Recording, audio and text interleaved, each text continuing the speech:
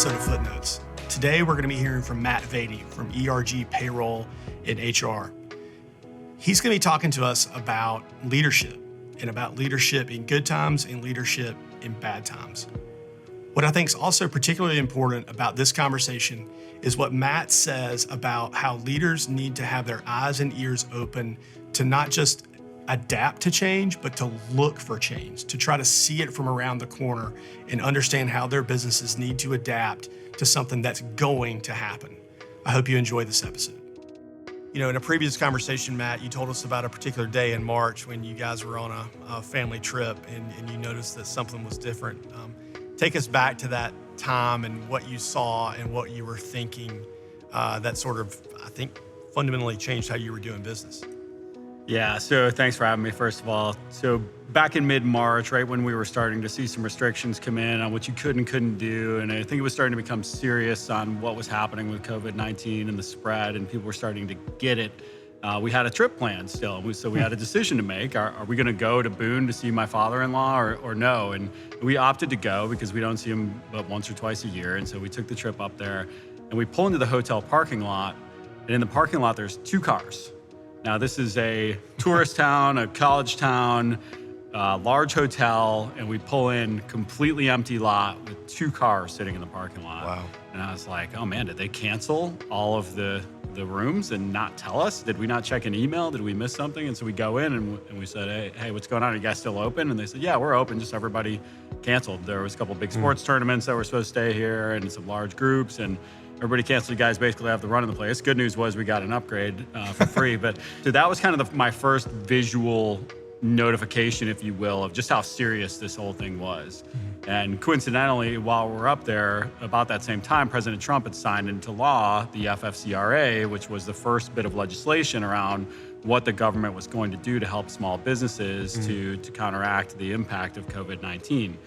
And so I'll never forget it. And we're there and I see, I'm scrolling my phone and I'm seeing the notifications coming through on the changes that we have and what's going to be happening with the CARES Act and what it means for employers. And I said, man, we've got our work cut out for us here. We have got to, first thing Monday, have content going to our clients, content going to our partners on, hey, this is what this means. This is what it means for your business. Here's what you should be thinking about right now. And it was interesting because we made a decision right then. First of all, okay, we've got to be first to market with this. It's a great opportunity for us as a business. But second of all, this isn't just about our clients. They're going to need this information, but everybody's going to need this information. There's going to be a lot of businesses impacted by this that don't have a partner like us to serve their needs, but they still need the insight. They still need the information. So that was a big focus for us right from the gate. It was, hey, anybody calls our office looking for this information, you answer the question. Hey, everybody, I know it's Saturday, I know it's Sunday, but it's time to be prepared for Monday because we've got our work cut out for us for the foreseeable future. So it was interesting to see that whole paradigm shift and what it meant for our business just over the course of a weekend. Wow. Well, you've heard a lot, or I think we've all heard a lot about over the past few months about, crisis leadership, if you will, peacetime, wartime CEO. I mean, it sounds like there was something going on in your thought process over that weekend where you realized, okay, something's different. And then you started getting more information about the laws that have been passed and the government help. How do you know when you need to act? Or how do you know when you need to toggle that switch to, crisis leadership or to wartime CEO? I mean, how did you know to do the things that you did? Well, it's interesting because when you see opportunities, sometimes it's just obvious. We didn't want to miss out on a great opportunity that was going to exist, and this was coming right down the pike of what we do, and information was going to be disseminated around these things, and they all stemmed around human resources, which is what our business does. And so we wanted to make sure that we capitalize on that opportunity. But when it relates to crisis leadership versus non-crisis leadership, you mentioned wartime CEO versus peacetime CEO. Ben Horowitz talks about it in his book, The Hard Thing About Hard Things. He talks about peacetime CEO's job is to capitalize on good market conditions and favorable advantages for the company, which most of us have had over the last several years, Sure. right? I mean, the economy's been good, things have been good. So it's easy to be a peacetime CEO. You just have to pick a direction, implement like heck, and then hope that it works out well, which for a lot of us it does. But when wartime comes, then you've got decisions to make. And what we've seen is kind of that difference between the leaders who are getting exposed because they've been doing some things that maybe weren't even that great in peacetime. And so now they've just barely kept things together. And now wartime has come and they've had their leadership capabilities exposed by being, bad practices, bad treatment of their employees, bad culture, bad business decisions. All those things are being amplified in crisis time.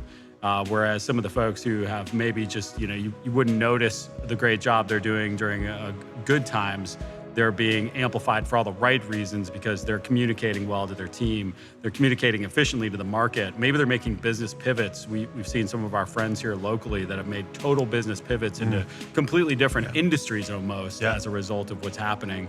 And so I think it's been a great opportunity for people to see what they're really made of and share that with their team and the world based on what's happened recently. You alluded to certain practices that leaders may have had some bad habits or bad practices that were, I think you used the word amplified or even exposed during times of crisis. I can imagine from your seat as the leader of an HR organization, I mean, you have a backstage pass into lots of leadership styles, if you will, or lots of leadership examples. What are some things that again, from having that backstage pass that you've taken and wanted to do more of, or maybe seen like, wow, that's a really bad way to do things? I mean, what's that like from your standpoint? Well, I think the biggest thing that we all realize during times like this is the importance of communication. And so communication you have to increase everything. You have to increase the volume, you have to increase the frequency, you have to increase the intensity. And I think we've seen a lot of leaders do the opposite and take a step back because they're unsure, right? So we've created this environment has created a lot of uncertainty.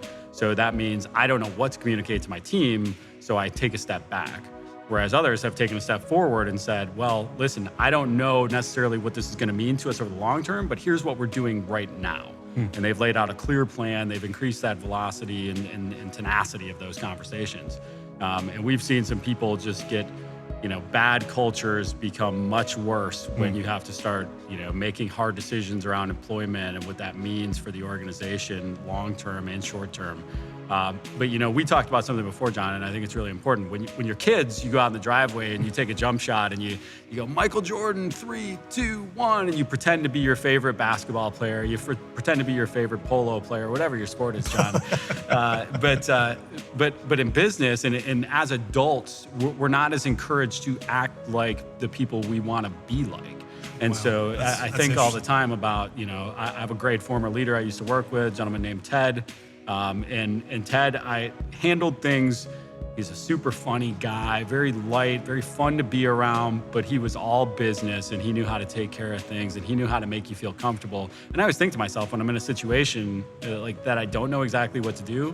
What would Ted do in this circumstance? And Tony Robbins always says, success leaves clues. So you follow the clues that these other people have left for you and do what they would do during hard times if you're just not sure, right? Several footnotes here. The footnote of you've got to be aware. I think you said from the moment you drove into that parking lot, you definitely knew that something was off. And sometimes I think people come across that and they don't necessarily investigate. That they see what they see, but they don't try to go further and look at that. And something else that I picked up that I think is a very important footnote for our audience is that sometimes it's okay to communicate what needs to be done today and not necessarily what needs to be done 6 months from now or 3 months from now. Because I've heard a lot of people during this period talk about that in a time of crisis, a leader actually needs to probably slow things down rather than try to match pace with the news flow, to match pace with, just the hyperactivity around them. And so it sounds like being deliberate in your communication is something that you have to do on purpose. Well, thanks for coming today and to share these things with us. I think this is going to help a lot of people now. Thanks. You're welcome. Thanks for having me.